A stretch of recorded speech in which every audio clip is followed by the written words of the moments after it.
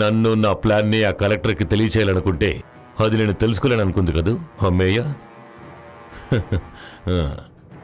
Collector మేయర్ని కలిశాడని సలీం నాకు ఫోన్ చేశాడు. నేను నా కుర్రాళ్ళు వెళ్ళి క్షణాల్లో పని ముగించేశాం. That's all. So what do think? చెప్పండి, నేను ఇప్పుడు చేసిన దాంట్లో తప్పేమైనా ఉందా? ఏ తప్పు లేదు. పట్టించాలనుకునే వాళ్ళని చంపవలసిందే కదా. Good, very good. లాయర్,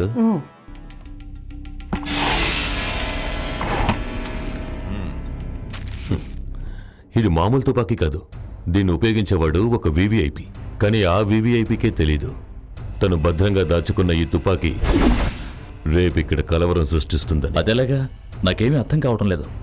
అవన్నీ నిదానంగా కమిషనర్కి అర్థమవుతాయి. ఈ బిజినెస్ లో నీకే లాభం. న్యూ ఇండియాలో మేయర్ వాటా కూడా కోట్లలో నీకే వస్తుంది. ఏంటి, అది చాలదా మీకు? చాలు. Lawyer, keep this. ఇప్పుడు నేను చెప్పేది శ్రద్ధగా వినండి. మేయర్ చావుని అభిశంసిస్తూ మేయర్ పార్టీలోని యువకులు, విద్యార్థులు రేపు ఈ నగరంలో పోరాటం చేయాలి. పోరాటం తీవ్రంగా ఉండాలి.